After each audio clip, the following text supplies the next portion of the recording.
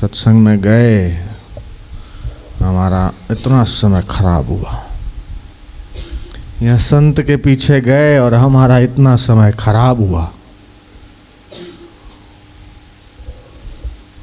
बाबा ने 4 बजे का बोला था और इतना समय हमको बैठे रहना पड़ा। याद करो शबरी को, जिसने एक गुरु के वचन के पीछे 2 घंटे क्या, 4 घंटे क्या, 1 दिन क्या, 2 दिन क्या, 1 साल क्या, 2 साल क्या, रामचंद्र जी के दर्शन के लिए पूरी जिंदगी कुर्बान कर दी, वो शबरी को अपना आदर्श बनाना चाहिए। संत कहते हैं, शास्त्र बोलते हैं कि दुर्लभम त्रयमे तत्, 3 चीजें दुर्लभ है, भारी। मैं कहता हूं और आप बात मान लो, ऐसी बात नहीं है।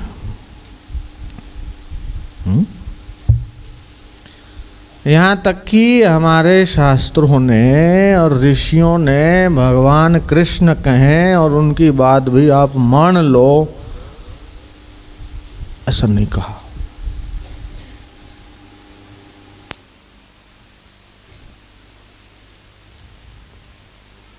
नहीं तो एक आध पुस्तक तो भगवद गीता की सबके घर में होनी चाहिए। पाठ कर सके तो ठीक है, खाली पुस्तक भी पड़ी रहे, उसकी भी महिमा है। एक सनातन धर्म का अद्वितीय ग्रंथ है, सबसे प्रखर है, विलक्षण है, संक्षिप्त है, धर्म का मानो पूरा निचोड़ है। दूध का निचोड़ जैसे घी होता है, फूलों का निचोड़ जैसे इत्र होता है, ऐसे ही धर्म का निचोड़ अगर मेरे से कोई पूछे क्या, तो मैं बेझिझक उत्तर दूंगा, श्रीमद् भगवत गीता।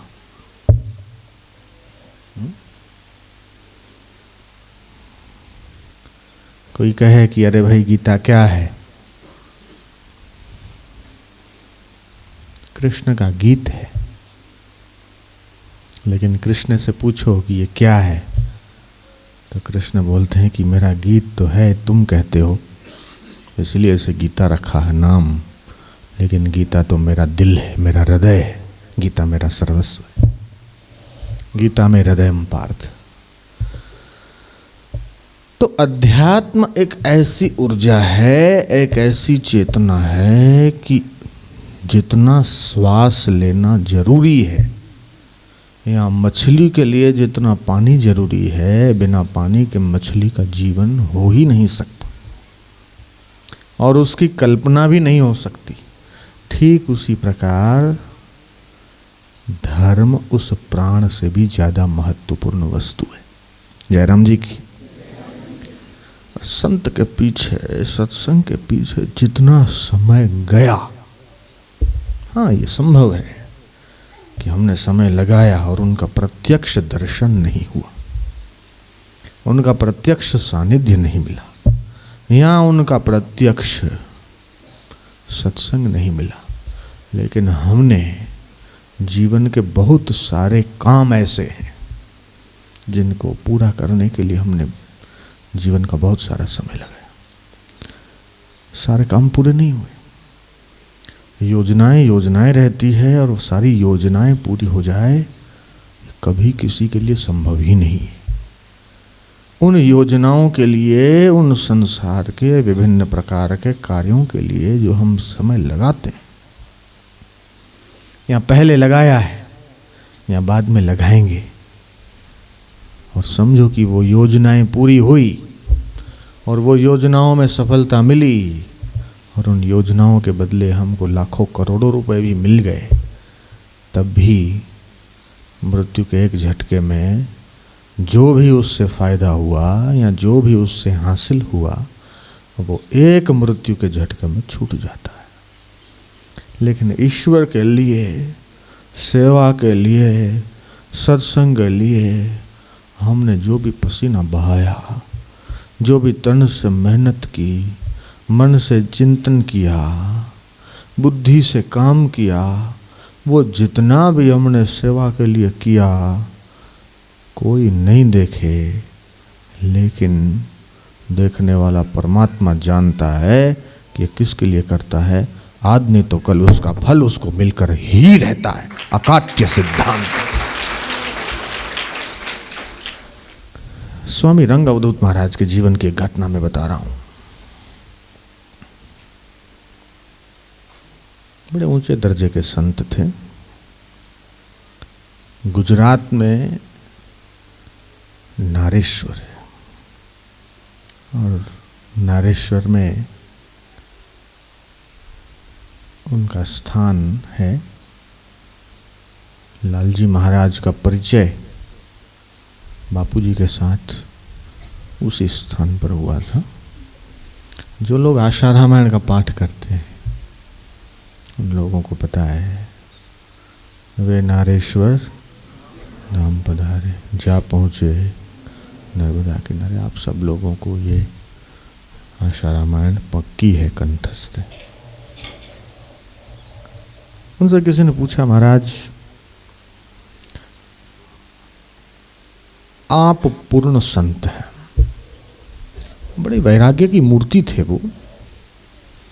यहाँ तक कि एक वस्त्र ओढ़ना भी उनको झंझट लगता था। आप समझ सकते हैं, किसी में उनकी आसक्ति नहीं थी। कोई दुशाला उठा देता तो ओढ़ लेते, कोई कहता महाराज दे दो ये दुशाला, तो भाई ले जा। न तो किसी स्थान में उनकी आसक्ति थी, न किसी कपड़ों में आसक्ति थी, न किसी भोजन में आसक्ति थी। एक परमहंस कोटि के सच्चे संत थे, ब्रह्मज्ञानी थे, जीवन मुक्त थे, विदेह मुक्त थे। शास्त्रों में जो जो ब्रह्मनिष्ठ की या जीवन मुक्त संत के लक्षण कहे गए, वो सारे लक्षण वो महापुरुष के अंदर थे। तो उनसे किसी ने ये पूछा, महाराज आपको क्या इच्छा है? हम प्रश्न इसलिए करते हैं, हमको जीवन में दिशा मिले, मार्ग मिले। अगर हम लोग कहीं गलत हों तो महापुरुष का अनुभव सुन के हम लोगों की गाड़ी पटरी से नीचे उतर गई, वो पटरी पे आ जाए, इसलिए प्रश्न करते हैं। जितना ज्ञान हम लोगों ने सुना है या जाना है, उससे कुछ और विशेष ज्ञान मिल जाए, इसलिए प्रश्न करते हैं। कई संत ऐसे होते हैं जो स्वयं व सहजता में सारा अनुभव बता देते हैं, और कुछ संत ऐसे होते हैं, क्या बोलना और किससे बोलना, बोलो उससे जो समझे। कोई प्रश्न करेगा तो बताएंगे, व्यर्थ का क्यों बोलना। एक प्रवृत्ति परायण संत होते हैं, एक निवृत्ति परायण संत होते हैं, एक वाचक गुरु होते हैं, एक मौनी होते हैं। ये बात गुरु गीता में भी आई है। हाँ, मौनी द्वारा खास विशेष फायदा नहीं होता, और जो बोलते हैं उनके द्वारा समाज को नई दिशा मिलती है। और इसलिए भवसागर को उतारने के लिए वाग्मी गुरु श्रेयस्कर होते हैं। ये बात गुरु गीता में शिव जी ने कही। तो कभी कभी बोलते थे, मौन व्रत नहीं था। उन्होंने दो बातें बोली। अभी भी कोई जीवन मुक्त महापुरुष का कोई संस्मरण मुझे सुना दे, या तो उनका जीवन चरित्र पढ़ने को मिल जाए, या तो उनको 2 रोटी खिलाने की कोई सेवा बोल दे। 3 काम के अलावा मेरा जीवन में कोई शौक ही नहीं है। जयराम जी की, वो साधक नहीं थे, वो सिद्ध थे, वो जिज्ञासु नहीं थे, संत थे। लेकिन ऐसे संतत्व पे पहुंच जाने के बाद भी उनके जीवन की 3 इच्छाएं रही। एक तो महापुरुष का जीवन चरित्र पढ़ना, सुनना, या उनको रोटी बनाकर खिलाना, या उनका संस्मरण कोई सुना दे, वो रुचि से सुनना। ये जो माया से पार निकल गए, जिन्होंने संसार का अतिक्रमण कर लिया, ऐसे महापुरुषों का चिंतन मनन श्रवण या उनकी सेवा मिल जाए, ये पूरे दुनिया का राज्य मिल जाने से भी ज़्यादा बेहतर है। जयराम जी की अगर ब्रह्मांड भर का राज्य मिल जाए या त्रिलोकी भर का राज्य मिल जाए तो वो राज्य भी एक दिन छोड़ना पड़ेगा, बिल्कुल पक्की बात है। लेकिन जो उनके दर्शन से और उनके आप्त वचनों से और उनके स्मरण से जो खजाना मिलता है, या सुख मिलता है, या संतोष मिलता है, या फायदा मिलता है, या जीव का जितना हित या जितना मंगल हो सकता है उतना मंगल और किसी से नहीं हो सकता। उनके जीवन का एक प्रसंग है। एक बार वो पैदल यात्रा करते थे, मोटर से भी चलते थे। बम्बई के बड़े बड़े लोग उनके भक्त थे, उनका दर्शन करने के लिए नर्मदा किनारे नारेश्वर में आते थे। तो उन्होंने बड़ा आग्रह किया, महाराज बम्बई आइए एक बार। हम ज़्यादा आग्रह नहीं करते, लेकिन हम सब भक्तों की इच्छा है आप बम्बई में एक बार आओ। तो ठीक है, समय मिलेगा तो ज़रूर आएंगे। बार बार बार बार बार बार बोला तो एक बार उनका हृदय जो है रीझ गया। बोले ठीक है, 2 घंटे के लिए अमुक तारीख को सुबह 9:30 बजे मैं आऊँगा।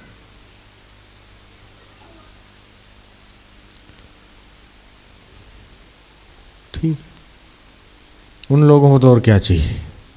हमारे गुरुजी हमारे पर प्रसन्न होकर उन्होंने हमारे शहर में आना पसंद कर लिया या स्वीकार कर लिया, मानो उनकी उस दिन होली हो गई, होली क्या दिवाली हो गई, उस दिन उनके लिए जन्माष्टमी हो गई, उस दिन उनके लिए मानो पूर्णिमा हो गई, उस दिन मानो उनके लिए बड़े में बड़ा दिन हो गया। जिस दिन हमारे गुरु हमारे शहर में आए, बात पूरी हो गई। जितना वो सजा सकते थे सजाया, जितनी तैयारी वो कर सकते थे वो किया, जितना प्रचार वो कर सकते थे किया। ताम झाम से बहुत बढ़िया मंच बनाया, बहुत अच्छी व्यवस्था की। सुबह टाइम है 9:30 बजे का, वहाँ से चले होंगे। बीच में भक्तों ने रोका, 9:30 के 10 बजे, 10:30 बजे, 11, 11:30, 12, 12:30, 1, 1:30, 2, 3। कई लोग आए, कईयों को इनविटेशन दिया गया। कई बड़े बड़े साहब थे, अभी तक महाराज नहीं आए, अभी तक महाराज नहीं आए। कई लोग आए, कई लोग चले गए उठ के। वो 1, 2, 3, 4, 5, 6, 6:30 बजे वो आए। कहाँ सुबह का टाइम कितने बजे? 9:30। और वो कितने घंटे लेट पहुँचे बताओ? हैं 9 घंटे लेट। कितने घंटे? पूरे जितने लोग आए थे 9:30 बजे, कम होते होते होते होते हजारों लोग थे, उसमें से खाली 1000-1500 लोग बचे। रंग अवधूत महाराज मंच पे आए। कितनी देर से बैठे हो? बोले बाबा जी 9 घंटे हो गए। एकदम पक्के पक्के थे और बैठे कच्चे कच्चे भाग गए। गुरुजी सुबह का टाइम था, इतना लेट हमने कईयों को आमंत्रण दिया था, कईयों को इनविटेशन दिया था।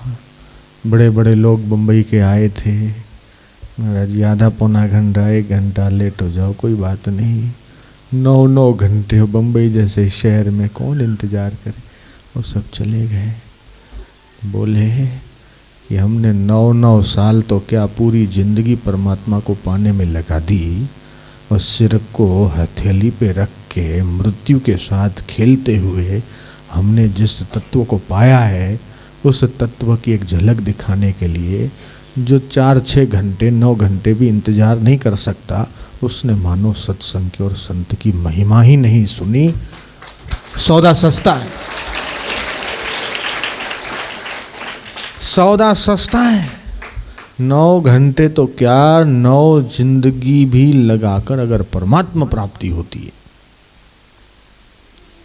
9 जिंदगी अगर कुर्बान करके या 9 जिंदगी दावे पर लगा के अगर ईश्वर की प्राप्ति होती है, ईश्वर की मुलाकात होती है, क्योंकि न जाने कितनी जिंदगियां हम लोगों की बीत गई। 84 लाख योनियां हैं, जलचर, नभचर, थलचर, जमीन पे रेंगने वाले, हवा में उड़ने वाले, पानी में पैदा होने वाले जीव हैं, कितने कितने योनियां हैं। जीव बेचारा घूमता घूमता घूमता घूमता मनुष्य हुआ है। और चिंतन किसका हुआ? समझो 9 घंटे भी उन्होंने इंतजार किया, तो चिंतन भोग का हुआ कि संत का हुआ? संसार का हुआ कि संत का हुआ? माया का हुआ कि मायापति परमेश्वर का हुआ? क्या बुरा है? घर से फिल्म देखने जाते हैं तो घर से निकलते तैयार होते ही हमको फिल्म में जाना ये विचार होता है। उस समय मन की स्थिति देखो। और घर से निकलते हैं आश्रम के लिए, हमको दर्शन करने जाना है, हमको सेवा करने जाना है, हमको आश्रम में जाना है, सत्संग सुनने जाना है। उस समय मन का भाव, उस समय मन की वृत्ति देखिए। ऐसा नहीं कि हम यहाँ आए और सत्संग शुरू हुआ और आपको दर्शन हुआ तभी आपको फायदा हुआ। जब से आप घर से चले थे और यहाँ आने का आपने विचार किया, तब से आपके खाते में पुण्यों की बढ़ोतरी चालू हो गई, ब्याज चालू हो गया आपका। मैं कहता हूँ बात मान लो, ऐसी बात नहीं, बापूजी भी कहते हैं, कैसे तो भरी पड़ी।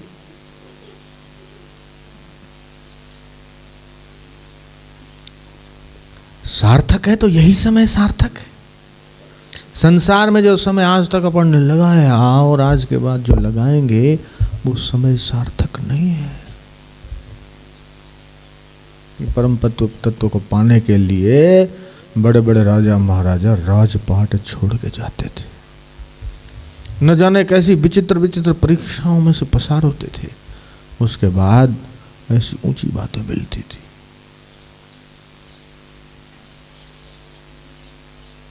लेकिन कई लोग बेचारे नादान होते हैं, वो समझ नहीं पाते कथा में और सत्संग में क्या फर्क है। कई जागरण होते रात्रि के, बैनर लगे होते विशाल भगवती जागरण, विशाल अमुक जागरण, होते 6 आदमी 12 आदमी, रात भर मंजीरे कूटते रहते हैं, ढोलक बजा बजा के न जाने कितने ढोलक तोड़ देते हैं, मंजीरे कूट कूट के न जाने कितनी मंजीरे की जोड़ियां बदल देते हैं, 10 साल 25 साल करते रहते हैं। देखो तो वहीं के वहीं घूम रहे हैं बेचारे। वो चीज अलग है और ये सत्संग अलग है।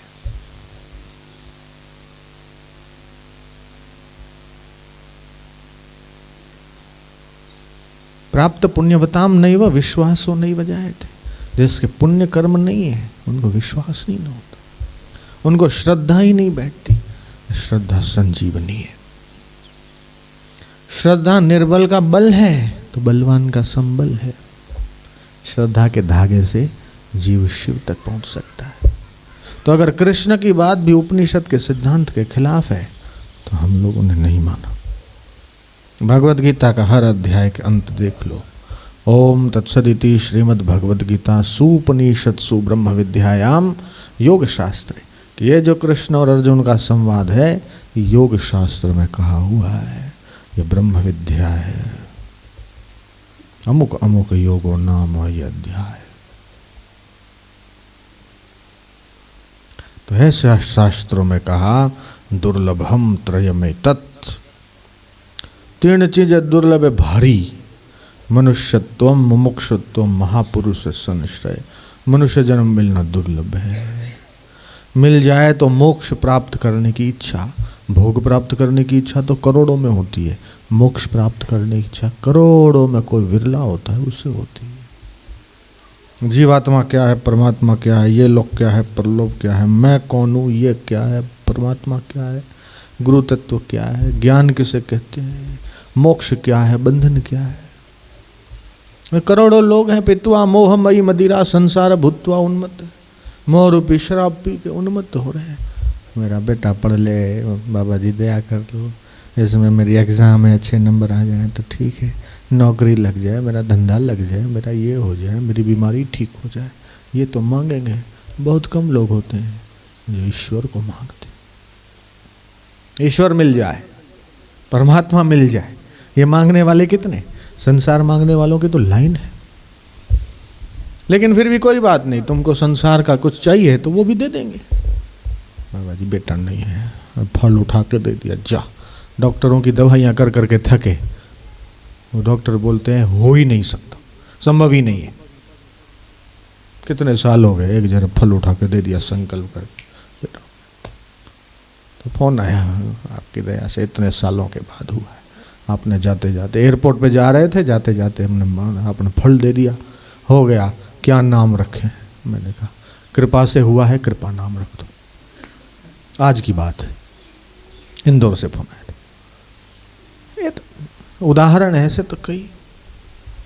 एक आदमी था 36 लाख के कर्ज में डूब गया। कितने? 36 लाख अहमदाबाद में मिला था। इतने 36 लाख रुपए के कर्ज में मैं डूब गया हूँ, मेरा तो जीना हराम हो रहा है। मांगने वालों को क्या जवाब दे दे के थक गया, मेरी कैपेसिटी नहीं, क्या करूँ? बापू जी से मेरा ऐसे ऐसे ये है। क्या चिंता करता है रे, हो जाएगा, ले प्रसाद खा जा। वो तो कर्जा वर्जा निपटा, अभी तो महीने का न जाने कितने लाख रुपया कमाने लग गए। ठीक, बाबा जी की बड़ी कृपा है। मैं कहता हूँ चुप बैठ, गाली मत दे, ये तो बाबा जी की दासी है, माया उसकी कृपा है। बाबा जी की कृपा होती भगवान मिल जाता तुझे। ये तो माया की कृपा हुई। ठीक है, बाबा जी की पूरी कृपा थोड़ी हुई, एक तो जरा सा कुछ प्रतिशत मिला है।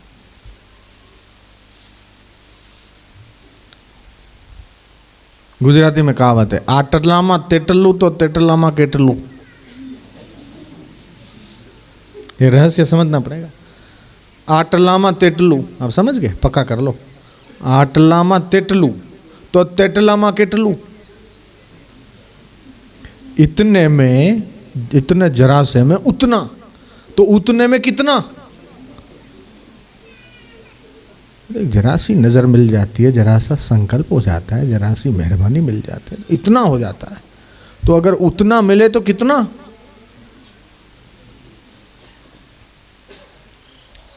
इसलिए शास्त्र ने कहा, संतों ने अपनी अनुभव वाणी कही, मत करो, चुप रहो, मत करो वर्णन, चुप रहो, हर बेअंत है, अंत ही नहीं, क्या जाने वो कैसो। अब जब वर्णन ही नहीं करना है, चुप रहना है, क्योंकि पता ही नहीं कि वो कैसा है।